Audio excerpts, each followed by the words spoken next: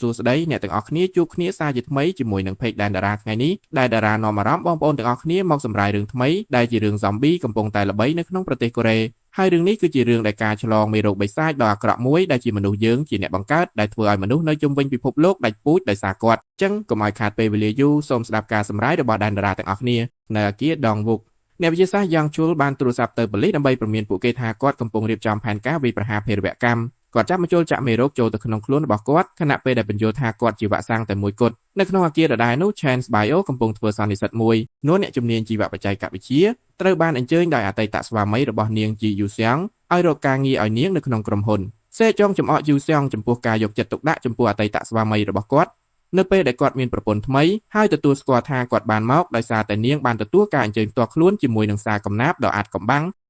នៅលើឆាក CEO Wu Chul និយាយអំពីផ្សិត Slash ដែលមានសមត្ថភាពបង្កើតកោសិកាឡើងវិញដែលបានព្យាបាលកណ្ដុរពីភាពខ្វិនរបស់វានៅពេលដែលគាត់ឃើញ Yang Chul នៅខាងក្រោយគាត់កកមួយវិនាទីមុនពេលសន្និដ្ឋានដោយលេងសើចថាវិទ្យាសាស្ត្រអាចនឹងបង្កើតសង្គមមួយដែលមនុស្សមិនអាចមានគំនិតអាក្រក់អំពីអ្នកដទៃទន្ទឹមនឹងនេះយូនស៊ុកកំពុងញ៉ាំអាហារថ្ងៃត្រង់ជាមួយប្អូនស្រីរបស់គាត់ដែលជិះរទេះរុញយូនហ៊ីជាអកុសលវេនរបស់យូនស៊ុកចាប់ផ្ដើមឆាប់ៗនេះដូច្នេះយូនហ៊ីសម្រេចចិត្តស្វែងយល់ពីពួកគេទាំងអស់គ្នាតែម្នាក់ឯងបន្ទាប់ពីសន្និសីទ Jusong ណែនាំសេយ៉ងឲ្យ Wu Chul ស្គាល់ទោះជាយ៉ាងណាក៏ដោយកិច្ចប្រជុំរបស់ពួកគេត្រូវបានរំខាននៅពេលដែល Wu Chul ទទួលបានការហៅទូរស័ព្ទពីបងស៊ុកដែលជាសមាជិកនៃក្រុមប្រឆាំងភេរវកម្មនៅពេលដែលបងស៊ុកនិយាយអំពី Yang Chul Wu Chul បានពន្យាពេលកិច្ចប្រជុំភ្លាមៗហើយចាក់ចែងពីបន្ទប់ស៊ីចុងមានការរំខានដូច្នេះជីចុងប្រាប់នាងឲ្យដើរតាមគាត់ដើម្បីផ្ដល់នាមប័ណ្ណរបស់នាងដល់គាត់នៅតាមសារធំ Wu Chul បានដឹងអំពីការគំរាមកំហែងរបស់ Yang Chul ហើយថាក្រុមប្រឆាំងភេរវកម្មនឹងមកដល់មិនយូរប៉ុន្មានទេគាត់បានចូលទៅក្នុងបន្ទប់ VIP ហើយត្រូវបានតាមពីក្រោយដោយ Yang Chul ដែលត្រូវបានសេចងបានឃើញ Yang Chul ចោទប្រកាន់ Wu Chul ថាបានជួលគាត់ដើម្បីលួចការស្រាវជ្រាវរបស់គាត់ហើយបណ្ដេញគាត់ចេញទោះជាយ៉ាងណាក៏ដោយ Wu Chul ចង្អុលបង្ហាញថាការស្រាវជ្រាវរបស់ Yang Chul មិនអាចប្រើប្រាស់នៅកន្លែងណាបានទេនៅពេលដែល Yang Chul និយាយថាគាត់កំពុងនាំមនុស្សជាតិទៅកម្រិតបន្ទាប់ Wu Chul ហៅគាត់ថាជាមនុស្សវិកលចរិតហើយរុញគាត់ទៅមាត់ទ្វារដោយប្រាប់គាត់ឲ្យចាក់ចេញនៅតាមសាលធំសេចងឃើញភាពតានតឹងនេះហើយសម្រេចចិត្តចាក់ចេញបន្ទាប់មក Wu Chul ចោទប្រកាន់ Yang Chul ថាកំពុងស្វែងរកការផុតពូជរបស់មនុស្សជាតិប៉ុន្តែ Yang Chul បញ្ជាក់ថាវាពិតជាកំណើតនៃមនុស្សជាតិថ្មីដែលមានការប្រស្រ័យតាក់ទងដ៏ល្អឥតខ្ចោះនិងគ្មានការច្រណែនឬការសង្ស័យឡើយ Wu Chul សើចចំអកឲ្យគំនិតនេះហើយលើកមេដៃពីរដងដោយចំអកឲ្យគាត់ខណៈពេលដែលហៅគាត់ថាឈួតនៅពេលដែល Wu Chul ហៀបនឹងចាក់ចេញ Yang Chul បានចាក់មេរោគដល់គាត់នៅកWu Chul ដែលមានកំហឹងបានបោះ Yang Chul ពី3ដងមុនពេលរុញគាត់ចូលទៅក្នុងបន្ទប់ទឹកបន្ទាប់មកគាត់បានបិទទ្វារដោយកៅអីនៅពេលគាត់ចេញទៅគាត់បានជន់លើម្ជុលដោយចៃដន្យនៅតាមច្រករបៀងគាត់ហៀបនឹងហៅប៉ូលីសស្រាប់តែគាត់ចាប់ផ្ដើមក្អួតទឹករំអិលពណ៌ស្អាតច្រើនដែលរាលដាលលើកម្រាលព្រំមិនយូរប៉ុន្មានគាត់ក៏ដួលហើយរាងកាយរបស់គាត់ចាប់ផ្ដើមរមួលតាមរបៀបចម្លែកនៅពេលដែលគាត់ប្រែក្លាយទៅជាខ្មោចឆៅ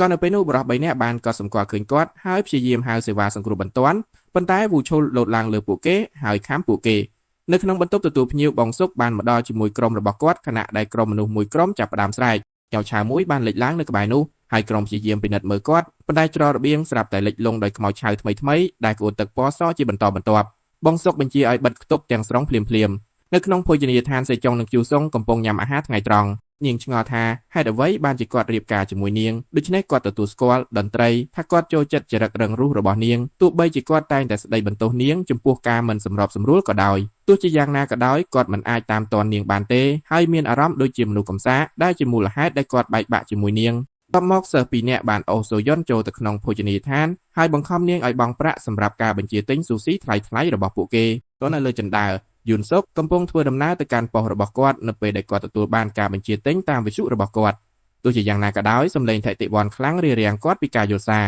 តន្ត្រីនៅពេលនោះគាត់ឮសម្លេងស្រែកជាច្រើននៅខាងក្រៅឡានក្រុងដែលពោពេញដោយមន្ត្រីប៉ូលីសបានមកដល់ហើយបិទអគារដោយសុំឲ្យអ្នកដើរឆ្លងកាត់ណាម្នាក់ធ្វើដំណើរតាមផ្លូវមួយផ្សេងទៀតនៅក្នុងផ្សារទំនើបបរោះដែលភ័យស្លន់ស្លោរត់ជុំវិញដោយប្រាប់ហ្វូងមនុស្សឲ្យរត់មិនយូរប៉ុន្មានខ្មោច zombie ក៏មកដល់ហើយចាប់ផ្ដើមវាយប្រហារមនុស្សដូច្នេះហ្វូងមនុស្សក៏រត់ចេញដោយភ័យស្លន់ស្លោបរិប2នាក់បានបុកយូនហ៊ីហើយបោះនាងចុះពីកៅអីប៉ុន្តែគ្មានអ្នកណាឈប់ជួយនាងទេស៊ីយ៉ងឮនាងស្រែកដូច្នេះនាងក៏ត្រឡប់ទៅជួយយូសាំងវិញពួកគេបានដាក់យូនហ៊ីត្រឡប់ទៅលើកៅអីវិញហើយរត់ចេញពីហ្វូងមនុស្សដែលកំពុងមកជាអកុសលខ្មោច zombie លឿនណាស់ហើយម្នាក់ក្នុងចំណោមពួកគេបានវាយសម្លាប់ស៊ីយ៉ងយូនស៊ុកមកដល់ទាន់ពេលវេលាដើម្បីចាប់ខ្មោច zombie នេះហើយបោះវាចេញពីក្រុម សត្វ zombie នោះត្រូវបានមនុស្សរំខាននៅលើផ្លាកសញ្ញាភ្លឺចែងចាំងមួយហើយបន្តគោះវាដែលផ្ដល់ឱកាសឲ្យក្រុមរត់គេចខ្លួនមិនថាពួកគេមើលទៅទីណាក៏ដោយខ្មោចឆៅកំពុងរារាំងច្រករបៀងនិងខាំមនុស្សក្រុមនោះបានលាក់ខ្លួននៅក្នុងហាងលក់សម្ភារៈបោះតង់ជាមួយអ្នករស់រានមានជីវិតផ្សេងទៀតសេចុងឃើញថាបងសុកកំពុងត្រូវបានខ្មោចឆៅគ្របសង្កត់ហើយចេញទៅជួយគាត់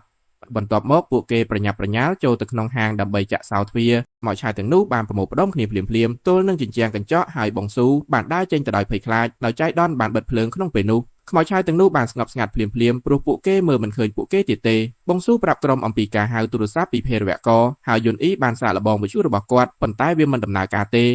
េភ្លាមៗនោះខ្មោចឆៅនៅហាងបានកត់សម្គាល់ឃើញថាមានមនុស្សជាប់នៅក្នុងភោជនីយដ្ឋានដូច្នេះពួកគេក៏ប្រញាប់ប្រញាល់ទៅទ្វារនោះវិញដោយសារតែពួកគេមិនអាចចូលបានខ្មោចឆៅមួយបានគប់ក្បាលរបស់នាងហើយធ្ងោបណ្ដាលឲ្យខ្មោចឆៅផ្សេងទៀតទាំងអស់ធ្វើដូចគ្នាឥឡូវនេះពួកគេត្រូវបានសម្របសម្រួលហើយបោះជំហានថយក្រោយដើម្បីវាយប្រហារទ្វារក្នុងពេលតែមួយនៅពេលដែលកញ្ចក់ចាប់ផ្ដើមប្រេះសេចុងសរសេរថាបិទភ្លើងនៅលើទូរស័ព្ទរបស់នាងហើយត្រូវបានសូយន្តឃើញដែលចុចប៊ូតុងទាំងអស់យ៉ាងរហ័សភោជនីយដ្ឋានងងឹតដូច្នេះខ្មោចឆៅចាប់ផ្ដើមវាចេញដល់ពេលនោះអេក្រង់ផ្សាយពាណិជ្ជកម្មនៅលើភោជនីយដ្ឋានចាប់ផ្ដើមចាក់វីដេអូដោយសារតែខ្មោចឆៅមិនអាចប្រាប់ពីភាពខុសគ្នាបានពួកវាក៏ត្រឡប់មកវិញភ្លាមៗហើយរុញគ្នាទៅវិញទៅមកដើម្បីព្យាយាមទៅដល់អេក្រង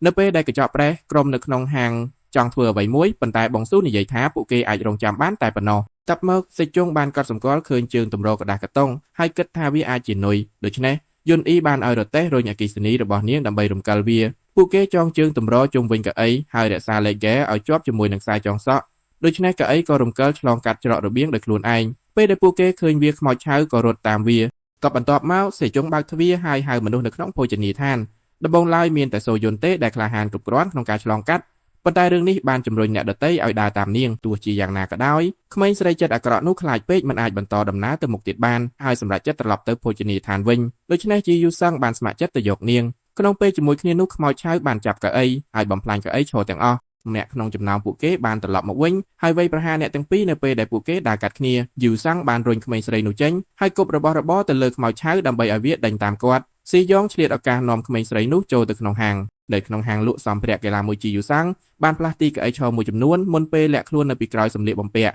ខ្មោចឆៅបានចូលមកខាងក្នុងហើយផ្លាស់ប្ដូរពីកៅអីឈរមួយទៅកៅអីឈរមួយដើម្បីស្វែងរកសាច់ដើម្បីចិញ្ចឹមទន្ទឹមនឹងនេះខ្មោចឆៅនៅជុំវិញកៅអីនៅតែបន្តព្យាយាមខាំក្រដាសកាតុងម្នាក់ក្នុងចំណោមពួកគេបានដឹងថាទាំងនេះមិនមែនជាមនុស្សពិតទេដូច្នេះគាត់ចាប់ផ្ដើមធ្ងោហើយអ្នកផ្សេងទៀតក៏ធ្វើដូចគ្នា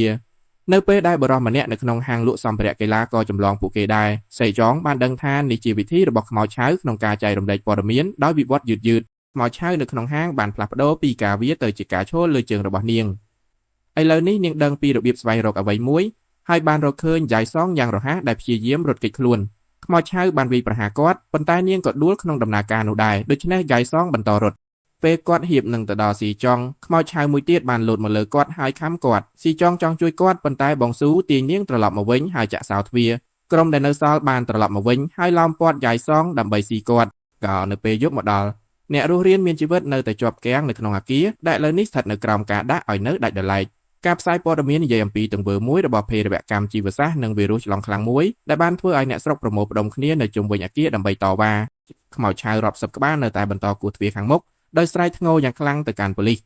នៅក្នុងហាងអ្នករស់រានមានជីវិតកំពុងទូរស័ព្ទទៅក្រុមគ្រួសាររបស់ពួកគេទូរស័ព្ទរបស់យេសងទទួលបានការហៅពីប្រពន្ធរបស់គាត់ឈ្មោះសូលហ៊ីដូច្នេះស៊ីយ៉ងបានប្រាប់ដំណឹងអាក្រក់ដល់នាងហើយសូលហ៊ីដែលសោកសៅបានបិទទូរស័ព្ទដើម្បីលួងលោមកូនស្រីរបស់នាងយូនសុកបានរកឃើញឧបករណ៍មួយចំនួនដែលគាត់អាចពាក់នៅលើខ្នងរបស់គាត់ដើម្បីដឹកប្អូនស្រីរបស់គាត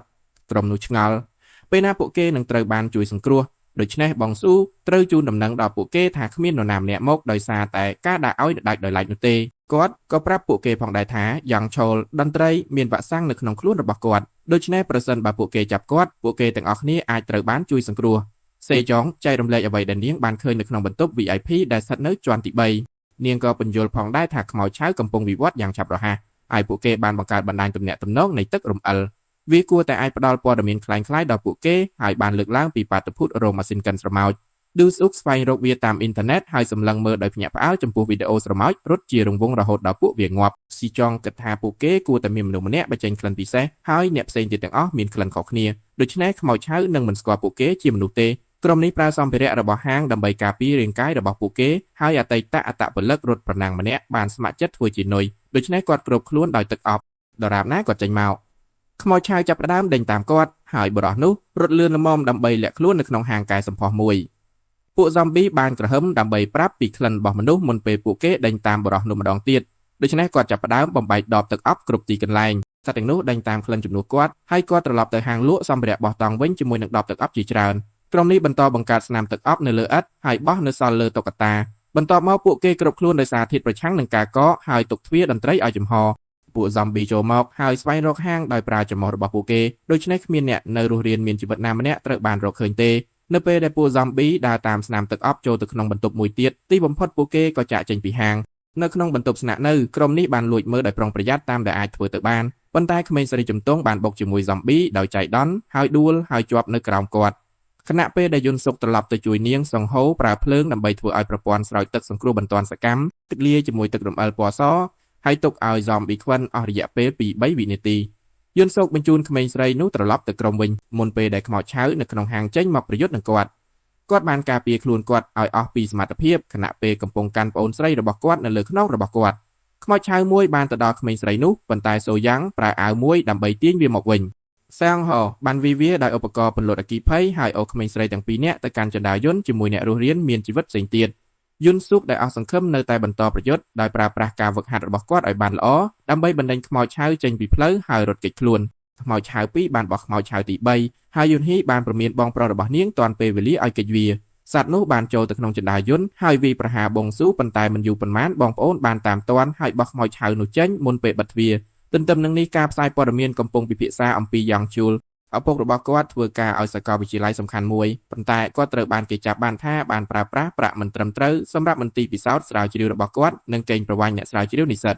4សប្តាហ៍ក្រោយមកគាត់បានលុបសារខ្លួនឯងចោលអ្នកយកព័ត៌មានឆ្ងល់ថាតើការវាយប្រហារភេរវកម្មរបស់យ៉ាងជូលមានជាប់ទាក់ទងនឹងការសងសឹកដែរឬទេនៅពេលដែលបងស៊ូបើកបន្ទប់ទឹកហើយឃើញយ៉ាងជូលឈរនៅទីនោះដោយស្ងប់ស្ងាត់ដូច្នេះគាត់ក៏ចាប់ខ្លួនគាត់យ៉ាងឈុលប្រាប់ក្រុមថាការប្រើប្រាស់ទឹកគឺជាកំហុសមួយពីព្រោះនៅពេលដែលវាហួតវានឹងជួយឲ្យបណ្ដាញផ្លាស់ទីលឿនជាងមុនតាមរយៈខ្យល់បន្ទាប់មកបងស៊ូប្រកាសថាពួកគេត្រូវតែឡើងទៅលើដំបូលដើម្បីជួយសង្គ្រោះដោយសារប៉ូលីសបានបដិសេធមិនចូលទៅក្នុងអគារពីព្រោះខ្មោចឆៅត្រូវបានចាត់ទុកថាជាអ្នកជំងឺដែលឆ្លងមេរោគហើយមិនត្រូវសម្លាប់ឡើយជាសំណាងល្អយ៉នសុកអាចនាំពួកគេទៅកាន់ចន្ទាយុនដឹកទំនិញដែលមានតែបុគ្គលិកទី3ប៉ុណ្ណោះដែលទៅដល់ខណៈពេលដែលចន្ទាយុនឡើងយឺតបងស៊ូផ្ញើសារទៅក្រុមរបស់គាត់ដើម្បីសុំឲ្យពួកគេជួបពួកគេនៅលើដំបូលយ៉ងឈុលសរសើរជំនាញរបស់អត្តពលិកប៉ុន្តែវាគ្រាន់តែជាការរំខានប៉ុណ្ណោះក្នុងការបញ្ឈប់ចន្ទាយុននៅជាន់ទី9ខ្មោចឆៅបានផ្ទុះឡើងហើយភាពវឹកវរបានគ្របដណ្ដប់ខណៈដែលក្មេងប្រុសកំណាចអត្តពលិកនិងបុគ្គលិកភោជនីយដ្ឋានត្រូវបានសម្លាប់អ្នកដែលនៅសល់ក្នុងក្រុមបានតស៊ូយ៉ាងខ្លាំងដើម្បីរុញសត្វទាំងនោះចេញហើយយ៉ងឈុលដើរចេញទៅដោយស្ងប់ស្ងាត់អ្នករស់រានមានជីវិតមើលដោយភ្ញាក់ផ្អើលអំពីរបៀបដែលមាននរណាម្នាក់វាយប្រហារគាត់នៅចំពោះមុខទ្វារជិតដល់ហើយខណៈពេលដែលក្រុមនេះកំពុងឆ្លោះប្រកែកគ្នាអំពីអ្វីដែលត្រូវធ្វើចន្ទាយុនបានទៅដល់ជាន់ទី30ជាកន្លែងដែលខ្មោចឆៅមួយកំពុងដឹកខ្មោចឆៅមួយទៀតដើម្បីចំអកឲ្យបងប្អូនដោយមិនចង់ប្រយុទ្ធជាមួយហ្វូងមនុស្សផ្សេងទៀតអ្នករស់រានមានជីវិតបានជ្រើសរើសទៅបន្ទប់ក្រោមដីទី2ជាកន្លែងដែលកាមេរ៉ាសុវត្ថិភាពស្ថិតនៅទន្ទឹមនឹងនេះសូលហ៊ីបានចូលរួមជាមួយក្រុមពិសេសមួយដើម្បីស្វែងរកមន្ទីរពិសោធន៍សម្ងាត់របស់យ៉ងឈុលមានឯកសារនិងប្រអប់ជាច្រើនដែលពោពេញទៅដោយស្វាកងឹតពេលដែលមន្ត្រីម្នាក់សម្គាល់ឃើញថាប្រអប់មួយត្រូវបានខូចនិងទទេស្វាមួយក្បាលបានលោតមកលើវាហើយប្រយុទ្ធជាមួយវាដើម្បីយកកាំភ្លើងប៉ុន្តែបន្ទាប់មករត់ចេញសូលហ៊ីបានដើរថយក្រោយដោយការភ័យខ្លាចហើយបានបុកប្រអប់មួយដោយចៃដន្យធ្វើឲ្យស្វានៅខាងក្នុងឈួតមិនយូរប៉ុន្មានស្វាទាំងអស់នៅក្នុងបន្ទប់កំពុងភ័យស្លន់ស្លោហើយវាប្រអប់ដើម្បីបំបែកកញ្ចក់ពួកវាអាចរត់គេចខ្លួនបានហើយរត់ជុំវិញបន្ទប់ដើម្បីរកកន្លែងលាក់ខ្លួនភ្នាក់ងារម្នាក់បានរកឃើញពួកវានៅលើពិដានហើយបើកការបាញ់ប្រហារប៉ុន្តែស្វាបានលោតចុះហើយអូសរាងកាយរបស់គាត់ទៅលើឥដ្ឋគាត់បន្ទាប់មកពួកវារំខ្សែកំភ្លើងរបស់គាត់ជុំវិញករបស់គាត់ហើយចាប់ផ្ដើមច្បាច់កគាត់ដូច្នេះសូលហ៊ីបានដោះខ្សែដើម្បីដោះលែងគាត់នៅពេលដែលភ្នាក់ងារត្រូវបានសម្លាប់ម្ដងមួយសូលហ៊ីព្យាយាមរត់គេចខ្លួនប៉ុន្តែស្វាមួយក្បាលបានលោតមកលើនាងហើយចាប់ផ្ដើមបំបែកមួកសុវត្ថិភាពរបស់នាងអាចរុញវាចេញបានប៉ុន្តែត្រូវវាយវាម្ដងទៀតដើម្បីកុំឲ្យវាចូលនៅពេលដែលស្វាហៀបនឹងវាយប្រហារម្ដងទៀតទាហានម្នាក់បានបាញ់វាចុះនេះធ្វើឲ្យស្វាទាំងអស់ក៏ភ្លាមបន្ទាប់មកសូលហ៊ីក្រឡេកមើលក្តារមួយហើយបានរកឃើញថាស្វាទាំងអស់ត្រូវបានភ្ជាប់ទៅនឹងស្វាដែលពួកគេទើបតែបានសម្លាប់ដែលមានលេខ1នៅអគារដងវ៉នអ្នករស់រានមានជីវិតបានទៅដល់ចំណតរថយន្តពួកគេបានកត់សម្គាល់ឃើញខ្មោចឆៅ3ក្បាលជាប់គ្នាក្នុងរូបរាងចម្លែកហើយឆ្ងល់ថាតើពួកគេកំពុងវិវត្តម្ដងទៀតឬអត់ក្រុមនេះលួចមើលដោយប្រុងប្រយ័ត្នរហូតដល់ក្មេងស្រីអាក្រក់នោះដើរលើកំប៉ុងជាសំណាងល្អអ្នកផ្សេងទៀតលើកនាងតាន់ពេលវេលាដូច្នេះខ្មោចឆៅមិនឃើញនាងទេនៅពេលដែលពួកគេទៅដល់បន្ទប់ត្រួតពិនិត្យពួកគេបានបិទបង្អួចទាំងអស់មុនពេលពិនិត្យមើលកាមេរ៉ាសុវត្ថិភាព សេយ៉ងចងចាំថាយ៉ងឈលដឹងអំពីជំនាញរបស់អត្តពលិកប៉ុន្តែដោយសារតែគាត់នៅក្នុងបន្ទប់ទឹកវាមានន័យថាគាត់អាចមើលឃើញអ្វីគ្រប់យ៉ាងដែលខ្មោចឆៅឃើញកាមេរ៉ាបានរកឃើញគាត់នៅជាន់ទី3ជាកន្លែងដែលគាត់ស្វែងរកអ្វីមួយហើយគ្រាន់តែឈប់ដើម្បីធ្វើសមកាលកម្មចក្ខុវិស័យរបស់គាត់ជាមួយខ្មោចឆៅនៅទីបំផុតគាត់បានរកឃើញវូឈូលដែលសេយ៉ងដឹងថាប្រហែលជាអ្នកឆ្លងមេរោគដំបូងគេយ៉ាងឈូលហុចដៃរបស់គាត់ហើយវូឈូលខាំវាបណ្ដាលឲ្យគាត់ដួលខណៈពេលដែលយ៉ាងឈុលរមួលខ្លួននិងផ្លាស់ប្ដូររូបរាងខ្មោចឆៅកកនិងក្រហមនៅពេលដែលពួកគេទទួលបានព័ត៌មានថ្មីបងសេអុកនិយាយថានេះជាឱកាសរបស់ពួកគេដើម្បីទៅជាន់ទី3ដូច្នេះយូនហ៊ីសម្រាប់ចិត្តស្នាក់នៅជាមួយកាមេរ៉ាដើម្បីផ្ញើទិសដៅទៅពួកគេតាមទូរស័ព្ទក្រុមនេះឡើងជណ្ដើរទៅជាន់ទី3ដោយមិនត្រូវបានគេវាយប្រហារព្រោះខ្មោចឆៅនៅតែកកពួកគេរកឃើញយ៉ាងឈួលយ៉ាងងាយហើយលើកគាត់ឡើងដែលធ្វើឲ្យគាត់ស្រែកតវ៉ាខ្មោចឆៅភ្ញាក់ឡើងភ្លាមៗហើយចាប់ផ្ដើមដេញតាមពួកគេដូច្នេះក្រុមរត់ទៅលាក់ខ្លួននៅការិយាល័យដែលនៅជិតបំផុតនៅពេលដែលខ្មោចឆៅឈប់នៅទ្វារទាំងនេះស៊ីចងមើលភ្នែកដែលកំពុងផ្លាស់ប្ដូររបស់យ៉ងឆុលហើយដឹងថាគាត់កំពុងទំនាក់ទំនងជាមួយពួកគេដូច្នេះនាងបានបិទភ្នែកគាត់ហើយប្រកាសថាពួកគេនឹងចាក់ចេញយ៉ងឆុលលងស្នេហ៍នឹងវាហើយបញ្ជូនខ្មោចឆៅទៅកាន់ច្រកចេញដូច្នេះឥឡូវនេះច្រករបៀងគឺច្បាស់លាស់ហើយសេជុងប្រាប់អ្នកដទៃអំពីអំណាចរបស់យ៉ងឆុលដូច្នេះចាប់ពីពេលនេះតទៅពួកគេត្រូវតែនិយាយតែនៅក្នុងការជជែកជាក្រុមប៉ុណ្ណោះនៅពេលដែលក្រុមធ្វើដំណើរឆ្លងកាត់ច្រករបៀងយ៉ងហ៊ីបន្តផ្ញើសារទៅពួកគេដែលបង្ហាញពីកន្លែងដែលត្រូវទៅបន្ទាប់នៅពេលដែលពួកគេទៅដល់ជាន់ទី4បងសុកដឹងថាពួកគេកំពុងត្រឡប់ទៅបន្ទប់ត្រួតពិនិត្យវិញហើយត្អូញត្អែខ្លាំងៗដោយនិយាយថាពួកគេគួរតែបោះបង់ចោលយ៉ងហ៊ីហើយឡើងទៅលើដំបូលជំនួសវិញយ៉ងសុកលើរឿងនេះហើយផ្ញើសារទៅកាន់ខ្មោចឆៅដែលបានវិវត្តគ្រប់គ្រាន់ដើម្បីប្រើផែនទីនៅលើកុំព្យូទ័រយ៉ងសុកដ៏ខឹងសម្បាបាននឹងរួនយ៉ងឈុលដើម្បីឲ្យគាត់ឈប់ប៉ុន្តែវាយឺតពេលហើយនៅពេលដែលគាត់ព្យាយាមយកគាត់ចេញបងសុកចង្អុលកាភ្លើងមកគាត់ហើយរំលឹកគាត់ថាពួកគេត្រូវតែការពារវ៉ាក់សាំងដូច្នេះគាត់ត្រូវតែបោះបង់ចោលប្អូនស្រីរបស់គាត់យ៉ងសុកលែងយ៉ងឈុលប៉ុន្តែនៅតែរត់ខណៈពេលដែលបន្ទប់ត្រួតពិនិត្យត្រូវបានហុំព័ទ្ធដោយខ្មោចឆៅសេជុងយកកាភ្លើងពីបងសុកហើយនិយាយថាពួកគេនឹងរងចាំបងប្អូនត្រឡប់មកវិញអ្នករស់រានមានជីវិតម្នាក់បានចាប់នាងពីក្រោយហើយបង្ខំឲ្យនាងទម្លាក់កាភ្លើងក៏ដូច្នេះបងសុកបានលើកវាឡើងហើយវាយនាងបន្ទាប់មកគាត់បង្ខំមនុស្សគ្រប់គ្នាឲ្យចាប់ផ្ដើមធ្វើដំណើរទៅដំបូលយូនសុកហៅយូនហ៊ីដើម្បីសុំទិសដៅដើម្បីជួយសង្គ្រោះនាងទោះជាយ៉ាងណាក៏ដោយយូនហ៊ីបានបញ្ឆោតគាត់ឲ្យចូលទៅក្នុងចណ្ដាយន្តដោយមិនចាំបាច់ចូលទៅក្នុងបន្ទប់ក្រោមដីនាងនិយាយលាជាលើកចុងក្រោយមុនពេលដែលខ្មោចឆៅចូលមកសម្លាប់នាងខណៈពេលដែលយូនសុកមានជំងឺ stroke ប៉ុន្មាននាទីក្រោយមកយ៉ងឈុលបានលុតជង្គង់ហើយចាប់ផ្ដើមយំផងដែរក្រុមនោះទទួលបានសារពីយូនសុកសន្យាថានឹងសម្លាប់យ៉ងឈុលដើម្បីសងសឹកហើយនិយាយថាអ្នករស់រានមានជីវិតនឹងមិនរួចផុតពីជីវិតឡើយគាត់ប្រមកយ៉ាងឈួលចាប់ផ្ដើមសើចបន្ទាប់ពីការពារដៃរបស់គាត់ដោយកសែតនឹងយកកាំបិតមកយូនសុកបានទៅច្រករបៀងហើយចាប់ផ្ដើមសម្លាប់zombieដោយគ្មានមេត្តាគាត់បានទៅដល់ការិយាល័យមួយហើយពិនិត្យមើលកាមេរ៉ាដើម្បីស្វែងរកទីតាំងរបស់អ្នករស់រានមានជីវិតដែលគាត់បានផ្សាយតាមប្រព័ន្ធ PA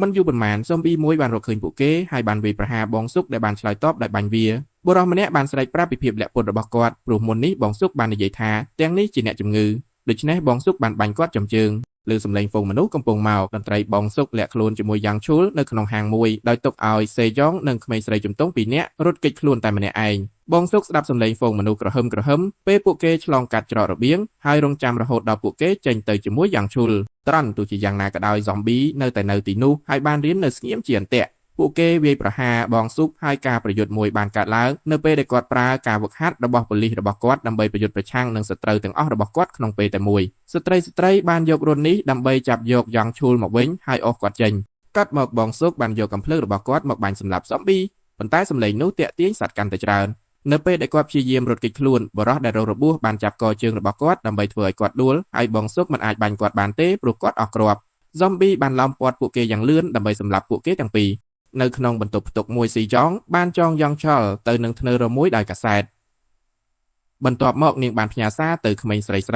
ីបាយប្រយល់ថានាងនឹងយកទូរស័ព្ទរបស់បងសុកមកហៅក្រុមជួយសង្គ្រោះដោយសារតែអ្នករស់រានមានជីវិតផ្សេងទៀតដែលនៅក្នុងការជជែកជាក្រុមបានក្លាយជា zombie យ៉ងឈុលសម្លឹងមើលសារតាមរយៈភ្នែករបស់ពួកគេហើយបានដឹងពីផែនការនេះក្មេងស្រីដ៏អាក្រក់នោះមានការបាក់ទឹកចិត្តហើយសំទោសសូយួនដែលបានសុំឲ្យនាងធ្វើវាបន្ទាប់ពីពួកគេរត់គេចខ្លួន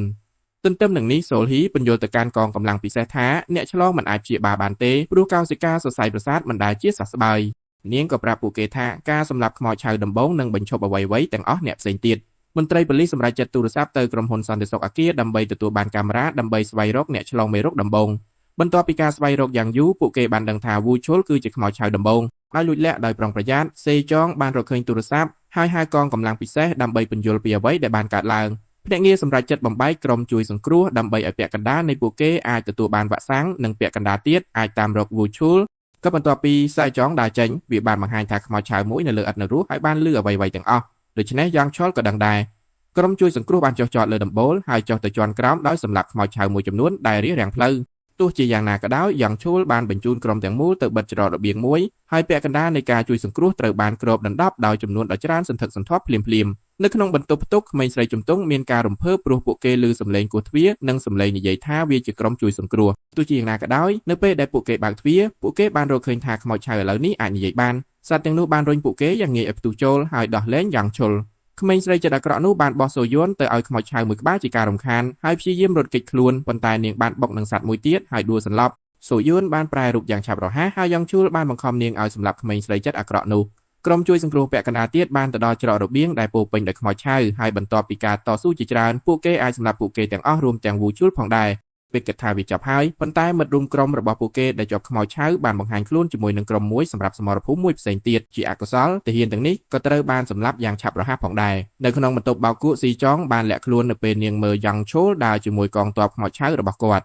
់ភ្លាមនោះយូនស៊ុកបានលេចឡើងហើយចាប់ផ្ដើមសម្លាប់សត្វទាំងនោះដែលដោយហេតុផលណាមួយនឹងមិនប្រយុទ្ធតបវិញយ៉ាងឈូលបានដឹងថាយូនស៊ុកត្រូវបានគ្របដណ្ដប់ដោយឈាមនិងទឹករំអិលខ្មោចឆៅជាច្រើនដែលពួកគេលែងរកឃើញថាគាត់ជាមនុស្សទៀតហើយដូច្នេះគាត់បានបញ្ជាពួកគេដោយផ្ទាល់ខណៈពេលដែលយូនស៊ុកព្យាយាមអស់ពីសមត្ថភាពដើម្បីការពារខ្លួនពីក្រុមបែបនេះស៊ីយ៉ងនាំយ៉ងឈុលចុះមកជាមួយប្រអប់មួយចំនួនហើយរុំខ្សែមួយជុំវិញករបស់គាត់ដែលបន្ទាប់មកនាងបានចងទៅនឹងធ្នើយ៉ងឈុលហៅកងទ័ពរបស់គាត់ឲ្យជួយដូច្នេះខ្មោចឆៅបានដោះលែងយ៉ងស៊ុកដើម្បីជួយសង្គ្រោះមេដឹកនាំរបស់ពួកគេឥឡូវនេះយ៉ងស៊ុកមានកន្លែងសម្រាប់សម្លាប់ខ្មោចឆៅចុងក្រោយនៅក្នុងបន្ទប់ហើយត្រៀមខ្លួនសម្រាប់យ៉ងឈុលដែរប៉ុន្តែសេចុងបានបញ្ឈប់គាត់ហើយរំលឹកគាត់អំពីវ៉ាក់សាំងយ៉ងស៊ុកដែលខឹងសម្បាចាប់ផ្ដើមច្របាច់ក៏នាងប៉ុន្តែចូលយើងដេញតាមយ៉ងឈុលភ្លាមនោះមានអ្វីមួយរំកិលនៅពីក្រោយយ៉ងស៊ុកហើយគាត់មានការភ្ញាក់ផ្អើលនៅពេលរកឃើញប្អូនស្រីរបស់គាត់ដែលអាចដើរបានឥឡូវនេះព្រោះនាងជាខ្មោចឆៅយ៉ងស៊ុករត់ទៅជួបជុំជាមួយនាងប៉ុន្តែយ៉ងអ៊ីយកកាំបិតរបស់គាត់ហើយចាក់គាត់រហូតដល់ស្លាប់យ៉ងឈុលបានរកឃើញសេចុងដែលបានគប់លិខិតអញ្ជើញទៅគាត់ព្រោះនាងបានដឹងថាគាត់បានផ្ញើវាគឺជាសេចុងដែលបានរាយការណ៍ពីរឿងកខ្វក់របស់ឪពុកគាត់ហើយយ៉ងឈុលបានលើគាត់និយាយឈ្មោះរបស់នាងតាមទូរស័ព្ទទោះជាយ៉ាងណាក៏ដោយយ៉ងឈុលគិតថាឧបទ្ទហេតុនេះបណ្ដាលមកពីការយល់ច្រឡំតន្ត្រីដែលជាមូលហេតុដែលគាត់ចង់ភ្ជាប់ចិត្តគំនិតរបស់មនុស្សជាតិទាំងអស់ឲ្យคล้ายជាមួយទេចុងមានការភ្ញាក់ផ្អើលនៅពេលឃើញយ៉ងឈុលយំប៉ុន្តែមុនពេលនាងអាចមានប្រតិកម្មភ្នាក់ងារថ្មីបានផ្ទុះឡើងហើយនាងក៏ប្រញាប់ទៅលាក់ខ្លួនបរិះទាំងនោះចាប់យ៉ងឈុលហើយឃើញសេចុងប៉ុន្តែចាក់ចេញដល់គ្មាននាងនៅពេលដែលនាងមានកន្លែងទំនេរនាងរត់ទៅលាក់ខ្លួននៅក្នុងបន្ទប់ផ្ទុកហើយខ្មោចឆៅមិនព្រមរើចេញពីទ្វាររបស់នាងទេដោយមកសូលហ៊ីបានទូរស័ព្ទទៅស៊ីចុងហើយប្រាប់នាងអំពីស្វាសូចុងដឹងថាស្វាសំខាន់មិនមែនជាស្វាដែលឆ្លងមេរោគដំបូងនោះទេវាគឺជាអ្នកដែលគ្រប់គ្រងសត្វដទៃទៀតទាំងអស់សូហ៊ីរត់ទៅប្រាប់ជាវាយរបស់នាងថាពួកគេត្រូវតែសម្លាប់យ៉ងឈុលប៉ុន្តែពួកគេបដិសេធមិនសម្លាប់វ៉ាក់សាំងនៅពេលដែលក្រុមអមដំណើរហៀបនឹងទៅដល់ដំបូលទាហានដែលមានខ្មោចឆៅកាន់តែច្រើនបានលេចឡើងហើយសម្លាប់ភ្នាក់ងារទាំងអស់យ៉ាងឆាប់រហ័សបន្ទាប់មកយ៉ងឈុលបាននាំក្រុមរបស់គាត់ឡើងទៅដំបូលដើម្បីសម្លាប់ភ្នាក់ងារទាំងអស់នៅទីនោះផងដែរឥឡូវនេះពួកគេអាចចាក់ចេញពីដំបូលដោយរអិលចុះតាមខ្សែកាបហើយចុះចតដោយផ្ទាល់នៅក្នុងចំណតរថយន្តជាកន្លែងដែលយ៉ាងឈុលប្រើទូរស័ព្ទរបស់ទាហានម្នាក់ដើម្បីហៅទូរស័ព្ទទៅមេដឹកនាំហើយធ្វើពុតថាការចាប់ខ្លួននោះទទួលបានជោគជ័យពួកគេឡើងលើឡានហើយទីបំផុតចាក់ចេញពីអគារនៅតាមផ្លូវយ៉ាងឈុលបានបញ្ចេញកងទ័ពខ្មោចឆៅរបស់គាត់ទៅលើក្រុមបាតកោនិងប៉ូលីសនៅជុំវិញអគារគាត់ថែមទាំងបានរំកិលឡានក្រុងមួយដើម្បីបើករបាំងហើយរាលដាលភាពវឹកវរនៅក្នុងបន្ទប់ផ្ទុកសូយ៉ងបានដាក់តុក្កតាមួយដែលមានអាវរបស់នាងជានុយខណៈពេលដែលខ្មោចឆៅដើរតាមក្លិននោះនាងរត់ចេញទៅលាក់ខ្លួននៅក្នុងបន្ទប់បោកគក់ម្ដងទៀតដោយចងចាំថាយួនស៊ុកមិនត្រូវបានវាយប្រហារតន្ត្រីសូយ៉ងបានលួចអាវពីសត្វដែលស្លាប់មួយហើយពាក់វានៅពេលដែលខ្មោចឆៅមួយមករកនាងវារកឃើញនាងជាខ្មោចឆៅមួយទៀតហើយចាក់ចេញកាត់ណាពេលដែលសូហ៊ីជំនះចេញជាមួយចៅហ្វាយរបស់នាងបានទទួលការហៅទូរស័ព្ទពីសូយើងដែលបានដឹងខ្លួនហើយចង់ដឹងពីទីតាំងរបស់សត្រូវសូហ៊ីបញ្ញាប់ត្រឡប់ទៅតង់វិញហើយក្លាយជាមនុស្សតែម្នាក់គត់ដែលកំពុងស្វែងរកវីដេអូជូយ៉ងបានលួចឡានមួយហើយធ្វើតាមការណែនាំរបស់សូហ៊ីដើម្បីស្វែងរកយ៉ាងឈុលដែលបានគេចពីយានយន្តទាន់ពេលវេលាយ៉ាងឈុលបានបញ្ជូនខ្មោចឆៅទៅឡោមព័ទ្ធឡានដូច្នេះសូយ៉ងបើកបរក្នុងល្បឿនលឿនដើម្បីបណ្ដេញពួកវាចេញនាងបានបុករថយន្តមួយផ្សេងទៀតហើយត្រូវលោតចេញមុនពេលដែលខ្មោចឆៅលោតឡើងលើគម្របម៉ាស៊ីនពេលយ៉ាងឆោលគាត់សម្គាល់ឃើញការខ្លែងខ្លួនរបស់នាងគាត់បានបញ្ជូនខ្មោចឆៅទាំងនោះទៅតាមវាសូចងដោះអាវរបស់នាងចេញភ្លាមហើយមានការភ្ញាក់ផ្អើលនៅពេលឃើញខ្មោចឆៅបង្កើតជាបាតុភូតរោមម៉ាស៊ីនកិនស្រមោចនៅជុំវិញវាយ៉ាងឆោលដែលមានការភ័ន្តច្រឡំព្យាយាមគ្រប់គ្រងក្រុមឡើងវិញប៉ុន្តែគ្មានប្រយោជន៍ទេ គាត់បានរុញផ្លូវរបស់គាត់ឆ្លងកាត់ពួកគេហើយទៅដល់កណ្ដាលដើម្បីទាញអាវចេញបណ្ដាលឲ្យក្រុមទាំងមូលដួលរលំពេលពួកគេភ្ញាក់ឡើងពួកគេកំពុងធ្វើចលនាទាំង4ម្ដងទៀតដែលមានន័យថាការវិវត្តរបស់ពួកគេត្រូវបានកំណត់ឡើងវិញដោយកត់សម្គាល់ឃើញរឿងនេះសូយ៉ងបានបោះខ្លួនឯងទៅលើយ៉ងឆូលដែលបានធ្វើឲ្យនាងដួលយ៉ាងងាយទោះជាយ៉ាងណាក៏ដោយនេះជាផែនការរបស់នាងហើយរមៀលយ៉ាងលឿននៅក្រោមឡានក្រុងដែលមានផ្លាកសញ្ញាដែលមានមុខធំៗខ្មោចឆៅគិតថាផ្លាកសញ្ញាទាំងនោះជាមនុស្សពិតម្ដងទៀតដូច្នេះពួកគេរត់ទៅរកឡានក្រុងហើយរុញយ៉ងឆូលទល់នឹងភ្លើងនៅពេលដែលគាត់ព្យាយាមអស់សង្ឃឹមដើម្បីអង្រួនអណ្ដាតភ្លើងចេញខ្មោចឆៅបានចម្លងចលនារបស់គាត់ភ្លាមៗនោះពួកគេទាំងអស់ក៏មានន័យថាយ៉ងឈួលបានស្លាប់ហើយពេលកំពុងសម្លឹងមើលរូបសំណាកដ៏គួរឲ្យខ្លាចទាំងនោះសេចុងហៅសូលហ៊ីដែលបញ្ជាក់ថាខ្មោចឆៅនៅគ្រប់ទីតាំងក៏ត្រូវបានកដែរបន្ទាប់ពីសេចុងចាក់ចេញខ្មោចឆៅមួយបានរើចេញត្រូវប្រកាសថាជាវនឹងបើកការជូនដំណឹងដើម្បីអ្នកអាចមើលវីដេអូបន្ថែមទៀតដូចនេះសូមអរគុណសម្រាប់ការទស្សនា